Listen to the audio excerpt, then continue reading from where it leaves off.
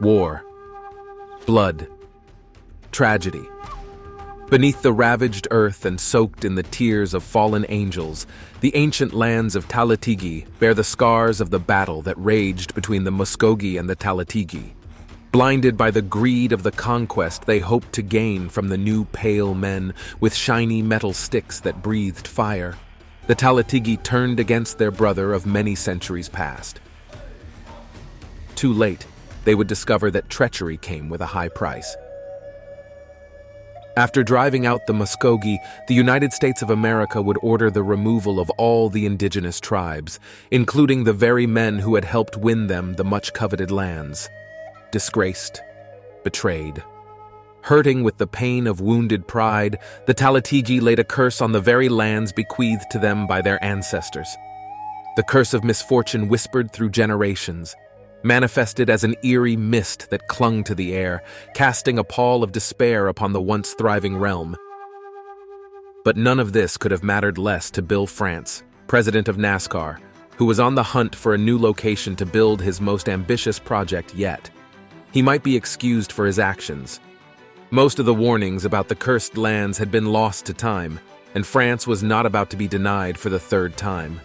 But as many found out over the years, the native Indian tribes were a people of long memory, and the curse of misfortune would soon manifest as a reality that turned the blood of even the bravest of men to ice. The project itself was a resounding success, featuring the longest oval track on the Nascar circuit and a place where high-speed records were broken time and again.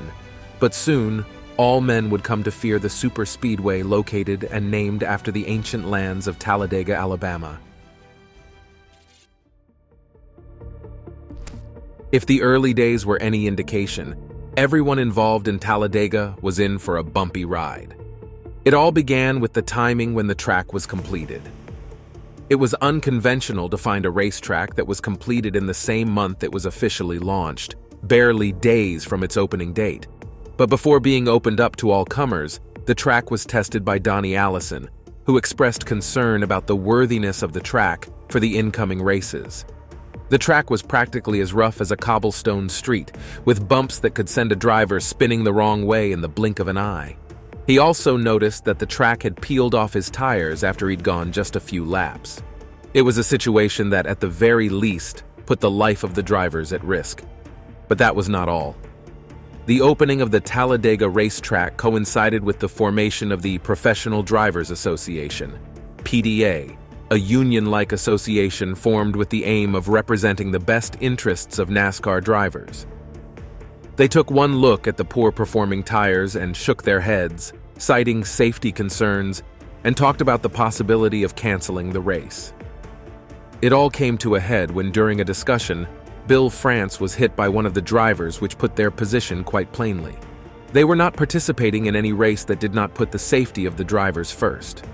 The walkout and potential loss of revenue feared by France happened right before his very eyes as drivers packed up their cars and equipment into their trailers and left the racetrack. The opening event in Talladega would have been a laughable circus show, if not for some quick thinking on the part of Bill France, who poached racers from the Grand American Series to make up for the massive loss in the driving competition. Furthermore, his 2-for-1 special ticket bonus that gave fans entry into not just the inaugural Talladega race, but also the upcoming Daytona 500, had people turning out en masse to watch the event. They had a couple of weeks to practice, then it was time for the big one, the Daytona 500. Getting a win at Talladega was once a matter of endurance, but it did not take long for teams to master the resilience needed to complete 500 laps on the 2-mile stretch. Soon, the name of the game shifted to speed. Everyone knows that Talladega was and remains a fast track. The track is so fast that IndyCar quickly scrapped their idea of conducting a race there when they discovered that their cars would be moving at such speeds that any accident was a guarantee for certain death. The banked 33-degree angles on the track provided enough momentum throughout the race that an experienced driver could run through an entire lap without once touching the brake pedal. The Talladega was capable of producing such extreme speeds that most motorsports refrained from racing on it. Talking about speed, A couple of records have been set and broken on the Talladega, beginning with Bobby Isaac, who broke the 200-mile-per-hour barrier with a record of 201 miles per hour. But this would be broken by Cale Yarborough 13 years later with a blitzing speed of 202 miles per hour. Bill Elliott would also earn the title of the fastest man in NASCAR history with a monster lap of 209 miles per hour, completing 500 miles in just over 2 hours and 41 minutes. Your second-place car is Petty. Your leader is Bill Elliott. 2 years later, he broke his own record again by reaching a speed of 212.8 miles per hour. It's Bill Elliott, back in the lead by 2 car lengths, turn 3. But the curse of Talladega would not remain idle for long, cooking up a sinister payback, even as NASCAR drivers continued to challenge the very laws of physics by their irreverent displays of speed.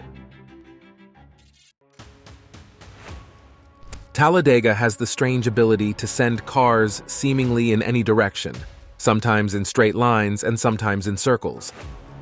But in a few cases, that direction would be up.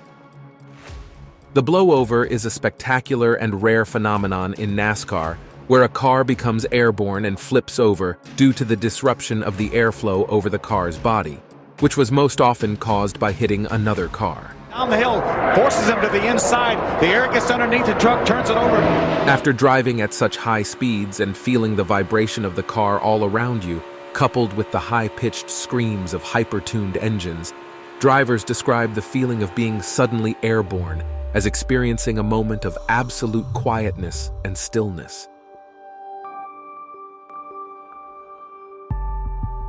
The heartbeat slows down, and for a jarring moment, all of life flashes before your eyes. For fans watching all around the globe, experiencing this moment is awe-inspiring. In 1996, NASCAR's fastest man, Bill Elliott, suffered a broken leg when his '94 Thunderbird got caught in a multi-car accident, lifting it and sending it soaring across the backstretch grass. During Aaron's 499 race in 2009, Carl Edwards' car was caught in yet another multi-car accident. His car was flipped over, sent airborne, and slid on its roof along the front stretch before finally coming to a stop. The catch fence had to come to Austin Dillion's rescue when a blowover caused his car to catch sudden air and perform a barrel roll in the 2015 Coke Zero 400 race. The car disintegrated upon impact, but surprisingly, the life of the driver was spared, with only a few minor injuries to show for this harrowing event. While NASCAR is running about trying to figure out ways to stop the blowover from happening, another monster lurks around the track on the Superspeedway, a heart-wrenching event that costs NASCAR hundreds of thousands of dollars every year to compensate for. Some disruptive drivers are known to be associated with this, but most often, it is a phenomenon that is completely out of the control of most people involved in it. The massive pileup of expensive race cars is a carnage referred to in NASCAR as the big one. It can come out of nowhere and completely put any number of drivers out of contention for the win. Despite the ample driving space on the Talladega Racetrack, the occurrence of this massive pileup could swallow all of it, creating a nearly impossible obstacle course for the drivers to maneuver through. The percentage of cars involved in the big ones has been on a steady increase since the 90s, going from affecting about 25% of the cars on the field to a whopping 75% in today's NASCAR races. The 2002, 2003, and 2005 Talladega spring races each saw a pileup involving more than 20 drivers, with the 0-3 race consuming a Club Series record of 27 cars. In 2002, Talladega once played host to one of the biggest pileups in recent history. Trouble. The 2-car upside down, over and on to Scott Briggs. It's the big one.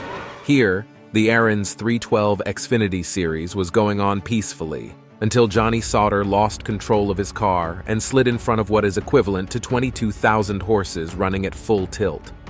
The resulting pandemonium on the track totaled 31 cars out of approximately 40 which had entered the race. Out of the few survivors, most would fall off the pace with mechanical issues. The race eventually boiled down to just 2 competitive cars, a scenario that may never again occur in another NASCAR race. But amidst the chaotic reputation of the Talladega races, there exists an intriguing side to NASCAR's most dreaded track. It is the fact that despite what has come to be our pessimistic expectation from the events, Talladega could defy everyone's expectation to produce races where neither car nor driver is harmed.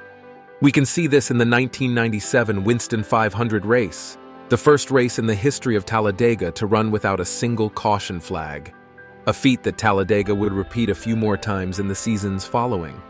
While it takes the wrong decision of just one man to wreck the field, we can see that when we all work together, everyone, including the fans, is free to sit down and enjoy the high-velocity game of chess being played out on Talladega.